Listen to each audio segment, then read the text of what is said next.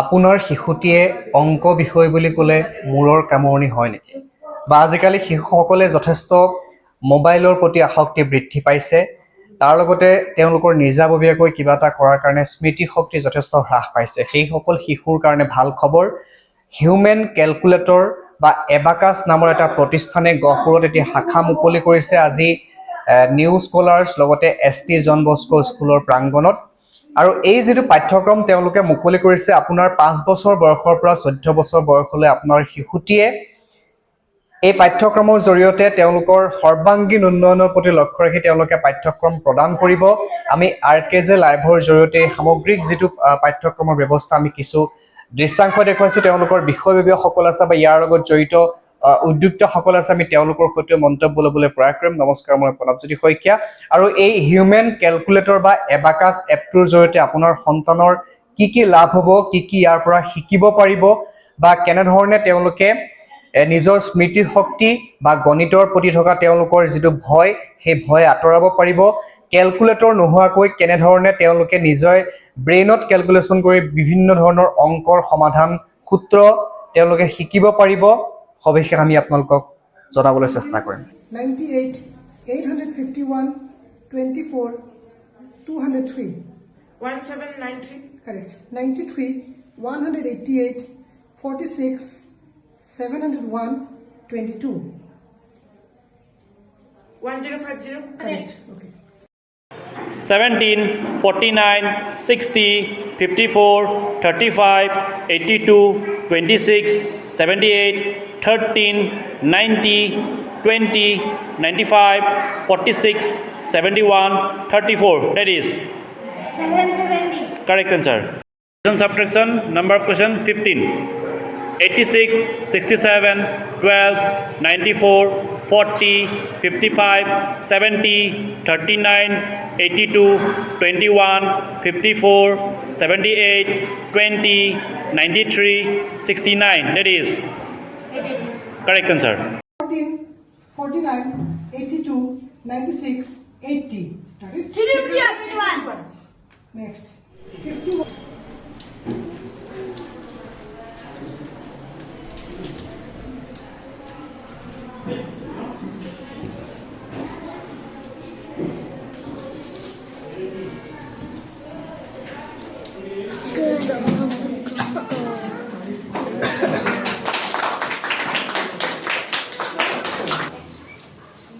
at 45 less 28 at 4 that is 24 বুলি কৈছে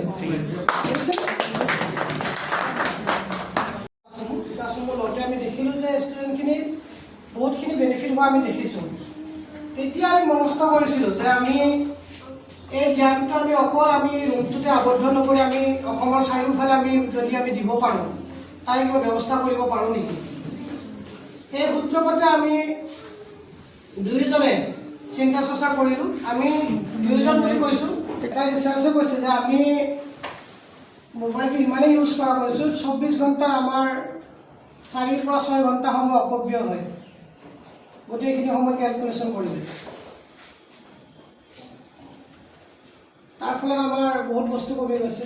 যেনেকৈ আমি এই ফটোটোত আমি যদি চাওঁ, প্ৰথমতে আমাৰ কমিছে কি ন' ক্ৰিয়েটিভিটি। আমাৰ চাৰে কৈ গৈছে ক্ৰিয়েটিভিটিটো আমাৰ নোহোৱা হৈছে। লাগিব তাৰ বাদেও কোনোবা এজন ছাত্ৰ পঢ়াত ভাল কিন্তু তেওঁৰ ব্যৱহাৰ বোলে একেবাৰে বেয়া।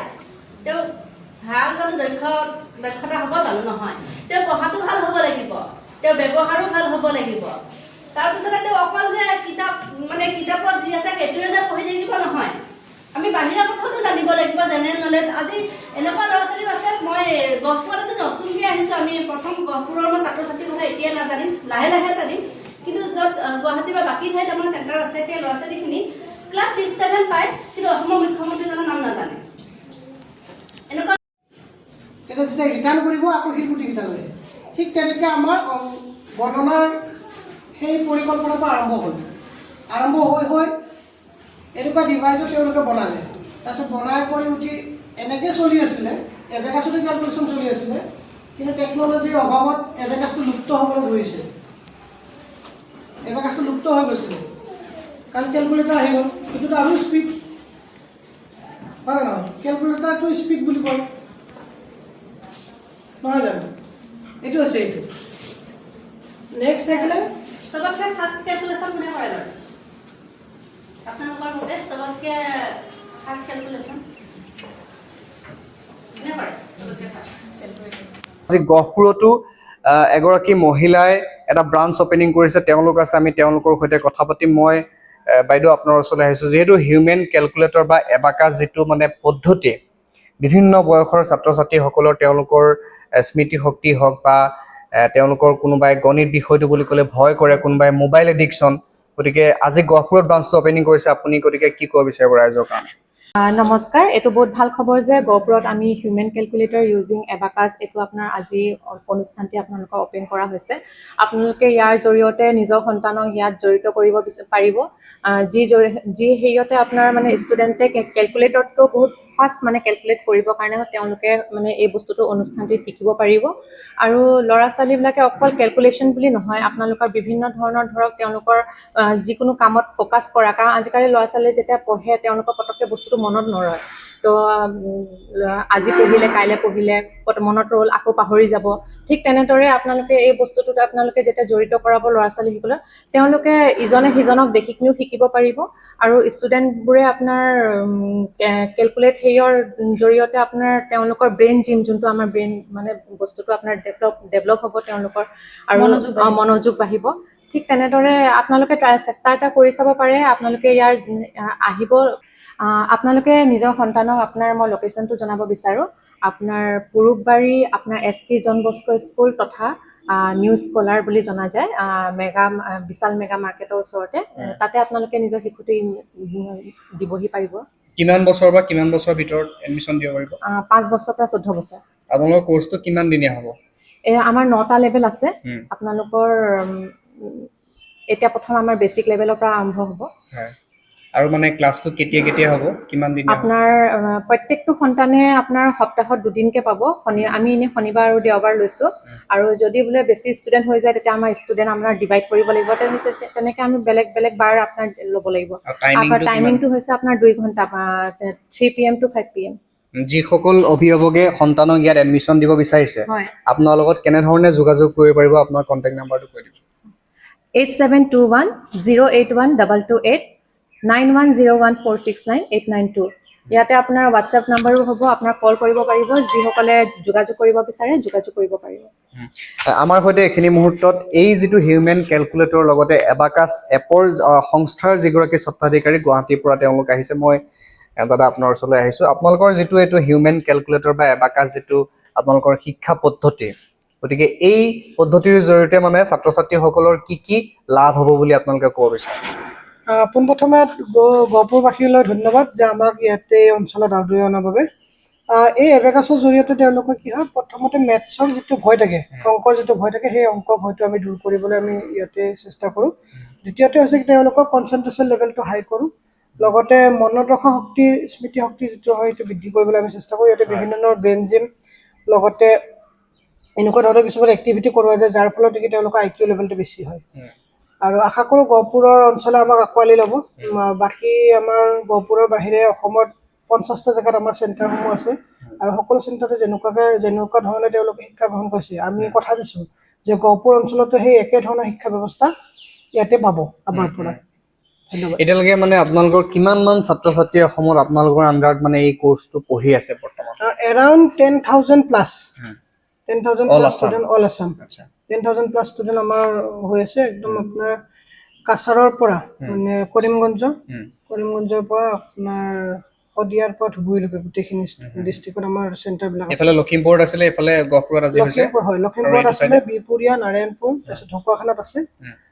এইখিনি আছে বাইদেউ আপোনাৰ ওচৰলৈ আহিছোঁ আজিকালি আচলতে শিশুসকলে দেখা পোৱা যায় যে মোবাইলটো নহ'লে ভাতেই নাখায় বা পঢ়িবলৈ মন নকৰে যিকোনো ক্ষেত্ৰত মাক দেউতাকে মোবাইলটো হাতত তুলি দিয়ে গতিকে আপোনালোকৰ হিউমেন কেলকুলেটৰ বা এবাকাছে মোবাইলৰ পৰা কেনেধৰণে শিশুটিক আনিব বা তেওঁলোকৰ যিটো মানে অংকৰ যিটো মানে কেলকুলেটৰতকৈ যিটো ফাষ্ট তেওঁলোকৰ যিটো মানে কৰিব পৰা যিটো কেপাচিটি কেনেধৰণে সহায় কৰে এই ক্ষেত্ৰত মোবাইলৰ পৰা এতিয়া মোবাইল চোৱাৰ ফলত তেওঁলোকৰ স্মৃতিশক্তিটো আগতকৈ যথেষ্ট কমি গৈছে।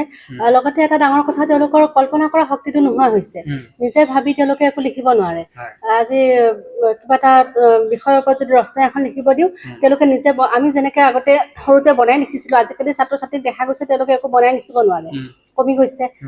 লগতে বাহিৰা যি আমি সাধাৰণ জ্ঞান, সেয়া তেওঁলোকৰ অতিকে দুৰ্বল দেখা গৈছে ছাত্ৰ ছাত্ৰীৰ মাজত। যদি ৰাষ্ট্ৰীয় গীত কি বুলি সোধোঁ, তেওঁলোকে নোৱাৰে। গতিকে আমি এই পাঠ্যক্ৰমৰ জৰিয়তে তেওঁলোকৰ সেই আমাৰ এবাকাছত কি হয়, আমাৰ মগজুৰ যি দুটা ভাগ থাকে, সু ব্ৰেইন আৰু বাওঁফালৰ ব্ৰেইন, এই দুইটা ব্ৰেইন আমাৰ এক্টিভেট হয়। তাৰ ফলত তেওঁলোকৰ স্মৃতিশক্তি বৃদ্ধি হয় আৰু যি কল্পনা কৰা শক্তি, এই কল্পনা ইমেজিনেশ্যন পাৱাৰ আমাৰ বৃদ্ধি হয়। লগতে তেওঁলোকৰ ক্ৰিয়েটিভিটি, সৃষ্টিশীলতা বৃদ্ধি হয়। আৰু তাৰ বাহিৰেও ইয়াত আমি এবাকাছৰ বাহিৰেও আমি যি আমাৰ সাধাৰণ জ্ঞান আমি শিক্ষা দিয়াৰ ব্যৱস্থা কৰিছোঁ। তাৰ ফলত অকল অংক বুলি নহয়, বাকী সকলো বিষয়, আমাৰ সাহিত্য, বুৰঞ্জী, বিজ্ঞান, সমাজবিদ্যা, সকলোতে তেওঁলোকে সমানে আগবাঢ়ি যায়। আৰু যি আমাৰ এবাকাছত কি হয়, ফাষ্টাৰ দেন কেলকুলেটাৰ, আমাৰ সেইটো টেগলাইনে হয়। প্ৰতিজন ছাত্ৰ ছাত্ৰী, আমি কেলকুলেটাৰ বুলি ক'লে সাধাৰণতে আমি যি বুজি পাওঁ, সেই কেলকুলেটাৰতকৈও আমাৰ ছাত্ৰ ছাত্ৰীসকল ফাষ্ট হ'ব লাগিব। অংক জংক পংক বুলি যি এটা কথা আছিলে, সেইটো নহয়। আমাৰ ছাত্ৰ ছাত্ৰীৰ কাৰণে অংক জংক পংক নহয়, অংক একেবাৰে সহজ কথা। আমি যদি আমাৰ ভাষাত ক'বলৈ যাওঁ, ভাতৰ লগত পানী খোৱা হ'ব লাগিব তেওঁলোকৰ। আজি যদি অংক কাৰোবাৰ কাৰণে সকলোতকৈ টান বিষয় হৈ আছে, আমাৰ ইয়াতে শিক্ষা গ্ৰহণ কৰাৰ পিছত আমাৰ ছাত্ৰ ছাত্ৰীসকলৰ সকলোতকৈ সহজ বিষয় তেওঁলোকৰ অংক হৈ পৰিব। আচ্ছা আচ্ছা, মানে আপুনি মানে বহু ছাত্ৰ ছাত্ৰীয়ে মেথছ বুলি ক'লে, অংক বুলি ক'লে তেওঁলোকৰ মূৰৰ কামোৰণি হৈ যায়।